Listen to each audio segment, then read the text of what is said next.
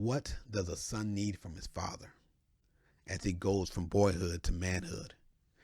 As a father of four, this is a critical question for me, and I know it's a critical question for others. And I think that a son needs discipline from his father. Now, a lot of people associate discipline with punishment and correction, and that's part of it. But I think discipline has a lot to do with preparation. Preparation for our sons as they go out into this world. Preparation for the man that they are called to be. In fact, if you look up the word discipline, you'll see the words like instruction, training, student. We are called as fathers to instruct our sons, to guide our sons, to prepare our sons for this world. So I just want to talk about discipline for the next few minutes. The first aspect of discipline is vision. Without a vision, the people perish. Without a vision of what your son is supposed to be doing, without a vision of a standard, principles that he's supposed to live by, without an understanding of what God has called him to do, he's just going to be floundering. Without a purpose, a man will spend his time on pleasure. My dad had a vision for me when I was young. When I was 6 years old, he put me out in the backyard and we started doing running back drills. He had a vision from when I was young that I would be a running back. And it worked. 15 years later, I found myself being a running back in college. When a son has a vision to go after, it's very powerful.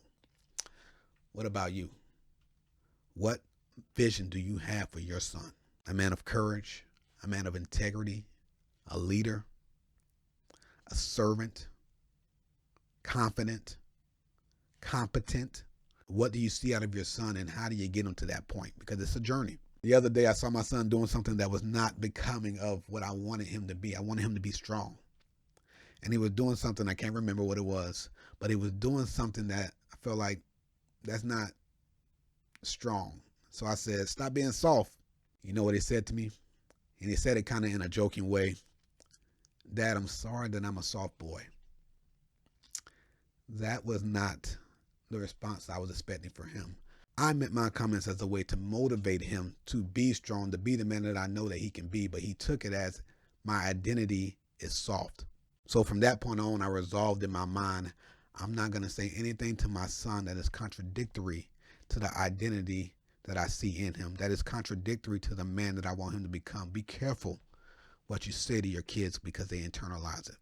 One of the things they are looking for from you is identity.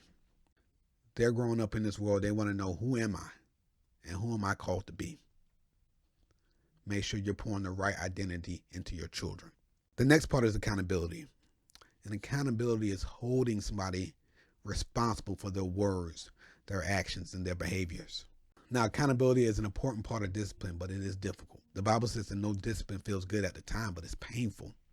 But later on, that discipline is going to produce something that you're going to like. It's going to produce peace. It's going to produce righteousness. It's going to produce something that you're going to need for the future. So our sons may not like it at the time, but it's necessary for their future selves. We as men are perfectly suited to give accountability to our sons, especially as they get older. What I've noticed from my oldest, my 12-year-old, is that as he's getting older, he's becoming less responsive to his mom, getting a little bit more slow with following directions when they come from his mom. He's getting a little bit more flippant at his mouth. And I think as boys grow up, there's a natural detachment of dependency from mom. And I think this is where, men, you can step in, and if your son is disrespecting your mom, you can hold him accountable for that. You don't disrespect mom. You don't disrespect my wife. But at the same time, it's a time for us to really take in the reins and really guide our sons at this point. Because when they get out into this world, they will be held accountable. And I think holding our sons accountable is about applying consequences in their life, and it's about letting those natural consequences go when they don't take care of their responsibilities.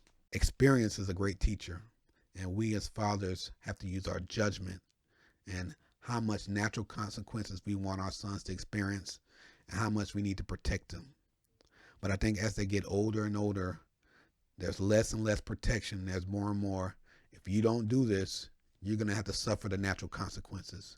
If you save your son every single time he makes a mistake, he's never going to learn. Allow him to experience those consequences. of failure, experienced those consequences of not handling my business, experiencing those consequences of you weren't where you were supposed to be. And as he experiences those, he doesn't have to wait till he's 20 years old, 25 years old to experience that, because he will. We know this world is unforgiving. He will experience that at some point. So prepare him for that. And lastly, probably the most important part of discipline is relationship. Rules without relationship is going to lead to rebellion. Our sons need to know not only that we love them, but that we like them, that we want to be around them. And the way to do that is quality time. Spending time together doing things that you enjoy. Now, this may seem simple, but we're in different generations, so we enjoy different things than our sons. Or at least that's the case for me. My oldest enjoys playing with Beyblades. I didn't do that when I was younger. My son wants to watch Dragon Ball Daima, or whatever you call it. I grew up on Dragon Ball Z. And in the end, it's not about the activity. It's about being there with your son. It's about establishing that relationship, that connectedness. Another reason you need relationship is that you can lay down the law pretty easily as they're younger, 2, 3, 4, 5 years old. But as your son gets older, more and more you're going to need his permission to lead him. You're going to need his permission to instruct him and to guide him. Again, my oldest is 12 years old, and going into the teenage years, I know that there are so many voices speaking to him, so many influences around him, and he can listen to anybody he wants to listen to. So my son is going to have to choose who he's going to listen to, and I hope he chooses me.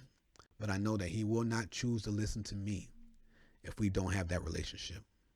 So relationship is the most important aspect of discipline. So that's all I have. Vision, accountability, relationship. We as fathers have the opportunity and the responsibility to raise up the next generation of men for the sake of their families and for the sake of our society. So let's go and answer the call.